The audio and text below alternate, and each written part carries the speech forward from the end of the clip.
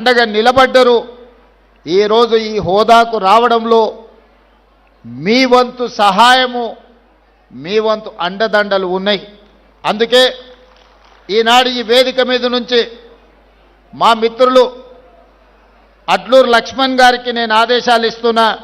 అదేవిధంగా special chief secretary Savyasachi Ghosh గారికి నేను ఆదేశాలు ఇస్తున్నా. తెలంగాణ రాష్ట్రంలో ఉన్న అన్ని తండాలకు బీటీ రోడ్లు వెయ్యాలి అని నేను ఆదేశాలు ఇస్తున్నా. ఈనాడు మా లంబాడ యువకులు చైతన్యంతో వివిధ జిల్లాలు వివిధ రాష్ట్రాలకు వెళ్ళి వ్యాపారాల రూపంలో ఆర్థికంగా ఎదిగినరు. తండాలో ఉన్నవాళ్ళు సైకిల్ మోటార్లు కొనుక్కున్నారు, బయటకు వచ్చిన వాళ్ళు కార్లు కొనుక్కున్నారు. సొంత ఊరికి వెళ్ళాలి అని అంటే వాళ్ళ తండాకి వెళ్ళాలి, తండలో ఉండే వాళ్ళ దాయాదులను కలవాలి అని అంటే వాళ్ళు కొనుక్కున్న సైకిల్ మోటార్ అయినా కార్ అయినా ఆ తండాలకు వెళ్ళలేని పరిస్థితి. వాళ్ళు బయట ఎంత గొప్పగా రాణించినా సొంత ఊరికెళ్ళి సొంత వాళ్ళని కలవాలనుకున్నప్పుడు రహదారులు లేని పరిస్థితి ఈరోజు మన రాష్ట్రంలో ఉంది. అందుకే స్పష్టమైన ప్రణాళికతోని నేను చీఫ్ సెక్రటరీ గారికి ఇన్స్ట్రక్షన్స్ ఇస్తున్నా. ప్రతి తండాలో పాఠశాల ఉండాలి, పాఠశాల భవనానికి మీరు ఏర్పాట్లు చేయండి.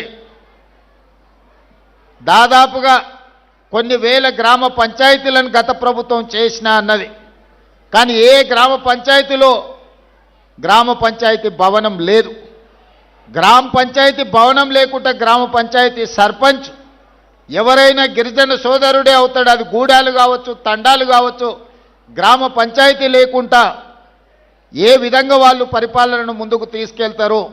అందుకే గిరిజన గ్రామ పంచాయతీలో రాష్ట్రంలో ఎన్నుంటే అన్ని గ్రామ పంచాయతీ భవనాలు నిర్మించడానికి మీరు ప్రణాళికలు సిద్ధం చేయండి. అదేవిధంగా ఈ గూడాలకు ఈ తండాలకు కనీసం ఒక్కటైనా బీటీ రోడ్డు ఉండాలి. మీకు ఎవరైనా బంధువులు వచ్చినా మీ పిల్లలకి ఎవరైనా పిల్లని ఇవ్వాల్సి వస్తే పిల్లగాన్ని చూడడానికి రావాలంటే ఊరికి రావడానికి దారి లేకపోతే ఇక పిల్లని ఎవరిస్తారా మీకు? అందుకే ఖచ్చితంగా ప్రతి తండాకు రోడ్డు వేసే ప్రణాళికను ఈరోజు తీసుకోవాలి అని చెప్పి మా ట్రైబల్ సెక్రటరీ గారికి ఆదేశాలు ఇస్తున్నా.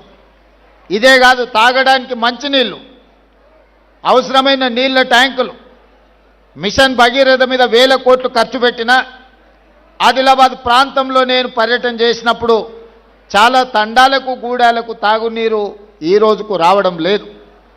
కొన్ని ప్రాంతాలలో కరెంటు కూడా లేదు. ఎందుకంటే ఫారెస్ట్ వాళ్ళు మీకు కరెంటు పోల్స్ వేసి మీ గూడాలకు తండాలకు కరెంటు ఇవ్వనివ్వడం లేదు ఫారెస్ట్ రూల్స్ ప్రకారం.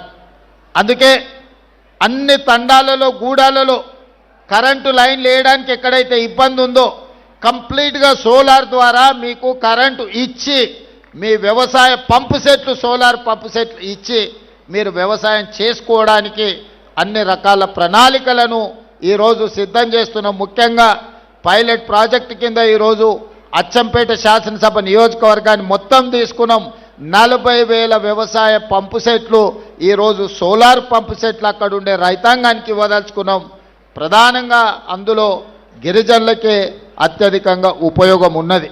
అందుకే ఈనాడు మీ సంక్షేమం కోసం, మీ అభివృద్ధి కోసం, మీ భవిష్యత్ ప్రణాళికల కోసం ఈ రాష్ట్ర ప్రభుత్వం పనిచేస్తున్నది. ఇదే కాదు, ఈరోజు మీరు ఆలోచన చెయ్యండి. ఆనాడు తెలంగాణ రాష్ట్రం వచ్చిన తర్వాత 10 సంవత్సరాలు పేదలకు రేషన్ కార్డు ఇవ్వడానికి కూడా ఆ ప్రభుత్వానికి చేతులు రాలే. కానీ నేను బాధ్యత చేపట్టిన తర్వాత పేదవాడి గుర్తింపు, పేదవాడి గౌరవం, పేదవాడి సంక్షేమమే రేషన్ కార్డు. ఆ గుర్తింపు, గౌరవం, సంక్షేమం ఇవ్వాల్సింది ప్రాథమిక బాధ్యత రాష్ట్ర ప్రభుత్వానిదే. అందుకే లక్షలాది రేషన్ కార్డులు పేదవాళ్లకు అందించిన చరిత్ర, అందులో ముఖ్యంగా లంబాడ సోదరులకి అత్యధికంగా ఈరోజు రేషన్ కార్డులు అందుకునే విధంగా ప్రణాళికలు సిద్ధం చేసి వాళ్ళకి ఇచ్చినాం. రేషన్ కార్డు ఇచ్చి వదిలేయలే. ఇంతకుముందు మా బలరాం నాయక్ గారు చెప్పినట్టు ఆనాడు దొడ్డు బియ్యం ఇచ్చేది. దొడ్డు బియ్యం ఇస్తే మా లంబాడ సోదరులు తీసుకెళ్ళి బర్లకు దాన పెట్టేది. ఎన్నడూ వాళ్ళు తిన్న సందర్భమే లేదు. లేకపోతే రేషన్ షాపోడే బయట నుంచి బయటనే